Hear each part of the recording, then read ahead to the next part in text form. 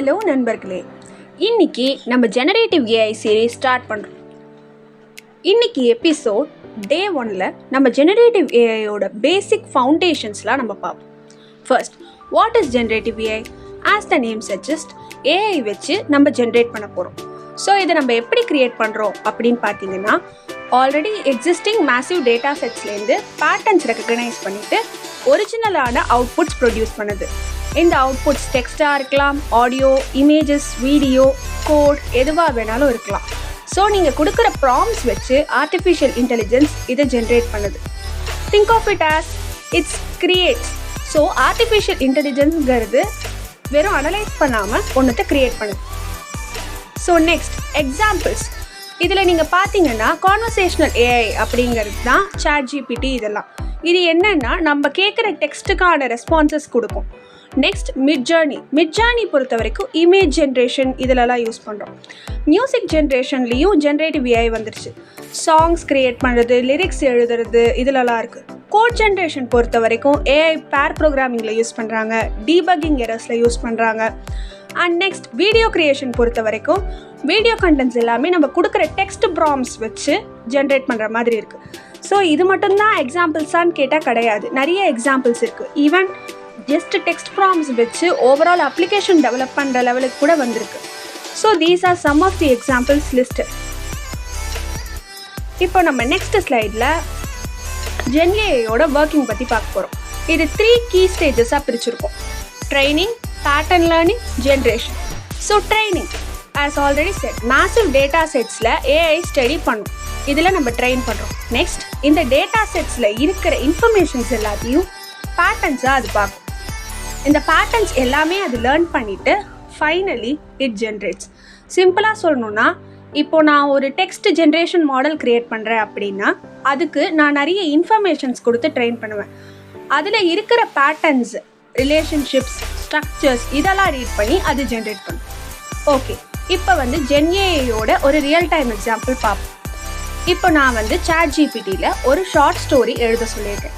இந்த ஷார்ட் ஸ்டோரிக்கு நான் என்ன கான்செப்ட் கொடுக்குறேன் அப்படின்னு பார்த்தீங்கன்னா, ஜஸ்ட் ஒரு ஸ்டூடெண்ட் டெக்னாலஜியை எக்ஸ்ப்ளோர் பண்ணுறது, இதை வச்சு ஒரு சிறுகதை எழுதணும் அப்படின்னு நான் சொல்கிறேன். இப்போது அதுக்கு அது எப்படி ரெஸ்பாண்ட் பண்ணுது அப்படின்னு தான் நம்ம பார்க்க போகிறோம். ஸோ ஜென்ரேட்டிவ் ஏஐ எப்படி ஒர்க் ஆகுது.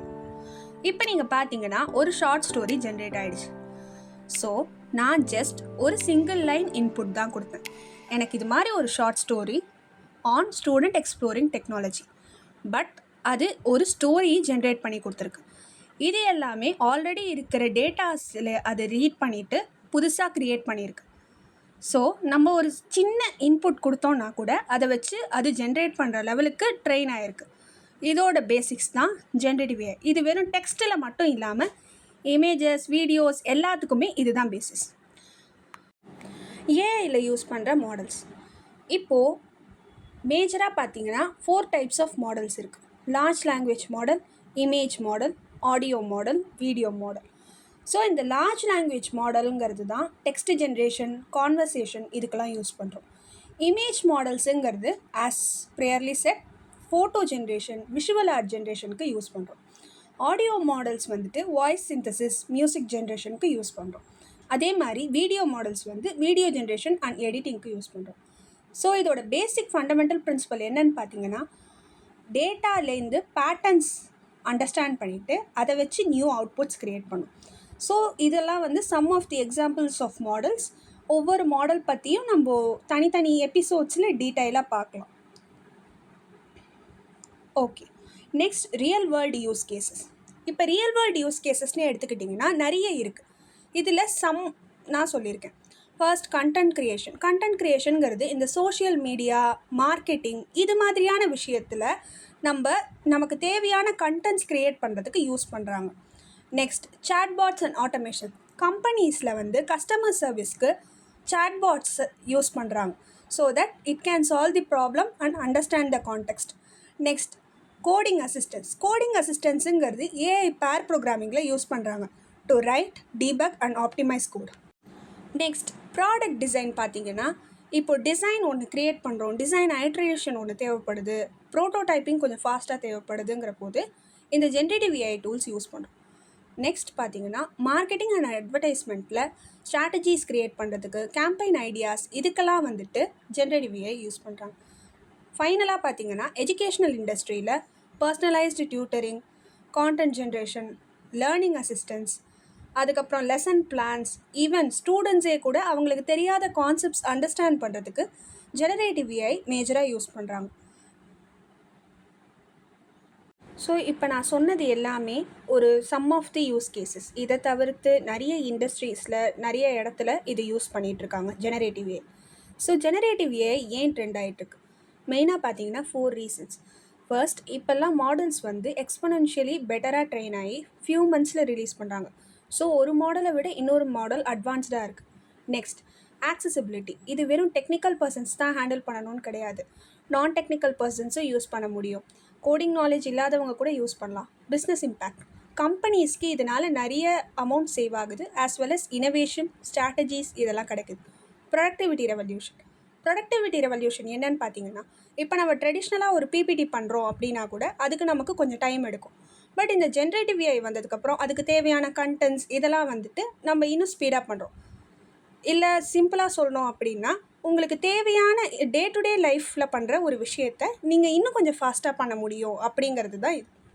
நெக்ஸ்ட், இந்த சீரீஸில் நீங்கள் என்னெல்லாம் லேர்ன் பண்ணுவீங்க? LLM fundamentals, prompt engineering, agents and automation, end to end projects, இது எல்லாமே லேர்ன் பண்ணுவீங்க. ஸோ இன்றைக்கி எபிசோடில் நம்ம பேசிக் ஃபவுண்டேஷன்ஸ்லாம் பார்த்தோம். இனிமேல் வர எபிசோட்ஸில் இந்த கான்செப்ட்ஸ் எல்லாமே பார்ப்போம். இதை தவிர்த்து ஒரு ஏஐ ஏஜென்ட் எப்படி க்ரியேட் பண்ணணும், using no code tools, NITN இதை வச்சு, அதை தவிர்த்து கோடிங்கில் எப்படி க்ரியேட் பண்ணலாம், ஒரு end to end generative AI project பண்ணுறதுனா அது எப்படி பண்ணணும், அது எப்படி டெப்ளாய் பண்ணணும். ஸோ ஓவராலாக நம்ம நிறைய விஷயங்கள் இந்த சீரீஸில் பார்ப்போம்.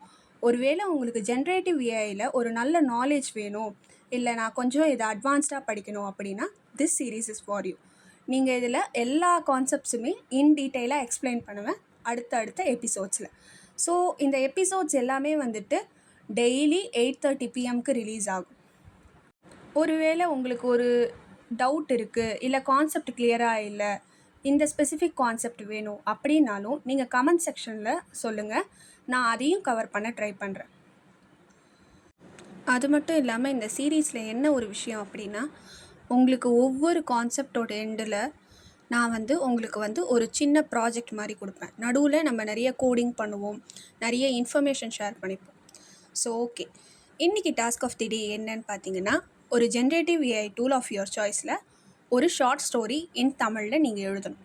அது எந்த ஜானராக வேணாலும் இருக்கலாம், சைஃபையாக இருக்கலாம், டெக்காக இருக்கலாம், மிஸ்ட்ரியாக இருக்கலாம், ட்ராமாவாக இருக்கலாம், எதுவாக வேணாலும் இருக்கலாம். இது நீங்கள் பண்ணும்போது உங்களுக்கு ப்ராம்ப்ட் இன்ஜினியரிங்கோட பேசிக்ஸ் ஐடியா கிடைக்கும். ஸோ அதை பற்றி நம்ம இன்னொரு ஒரு எபிசோடில் தெளிவாக பார்க்கலாம். ஆஸ் வெல் அஸ் இது வரைக்கும் ஜென்ரேட்டிவ் ஏஐ டூல் யாரும் எக்ஸ்ப்ளோர் பண்ணல அப்படி யாராக இருந்தீங்கன்னா உங்களுக்கு ஒரு அவுட்லைன் கிடைக்கும். ஸோ உங்களோட க்ரியேட்டிவான ஒரிஜினலான ஐடியாஸ் கொடுத்து ஸ்டோரி எப்படி ஜென்ரேட் ஆகுது அப்படின்னு நீங்கள் பார்க்கலாம். இந்த டாஸ்க்கு ஸ்க்ரீன்ஷாட் எடுத்துக்கணுன்னா எடுத்துக்கோங்க. ஓகே, ஸோ நெக்ஸ்ட் அடுத்த எபிசோடில் நம்ம LLMs பற்றி டீட்டெயிலாக பார்ப்போம். LLMஸ்னால் என்ன? Large language models. இந்த கான்செப்ட் பற்றி உங்களுக்கு ஐடியா இல்லைனாலும் பரவாயில்ல, நம்ம நெக்ஸ்ட் எபிசோடில் இன் டீட்டெயில் பார்ப்போம். ப்ளஸ் இதை தவிர்த்து ஹேண்ட்ஸ் ஆன் ப்ராக்டிஸ் செஷன்ஸும் ஆரம்பிச்சிடும். So stay tuned. உங்களுக்கு இந்த சீரீஸ் பிடிச்சிருந்தது அப்படின்னா நீங்கள் இதை ஃபாலோ பண்ணிக்கோங்க. டெய்லி 8:30 PM ரிலீஸ் ஆகும் ஒவ்வொரு எபிசோட்ஸும். இதில் முடிஞ்ச அளவுக்கு all the concepts of generative AI cover பண்ணுறோம். ஒருவேளை உங்களுக்கு எதாவது டவுட்ஸ் இருக்குது, ஸ்பெசிஃபிக் கான்செப்ட்ஸ் இருக்குது அப்படின்னாலும் நீங்கள் கமெண்ட் பண்ணுங்கள், அதையும் நம்ம பார்க்கலாம். If you like this video, don't forget to like, share and subscribe. Thank you for your support. Thank you.